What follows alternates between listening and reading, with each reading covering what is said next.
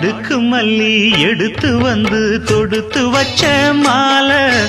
மணக்கும் ஒரு மணிக்கழுத்தில் விழுந்ததிந்த வேளை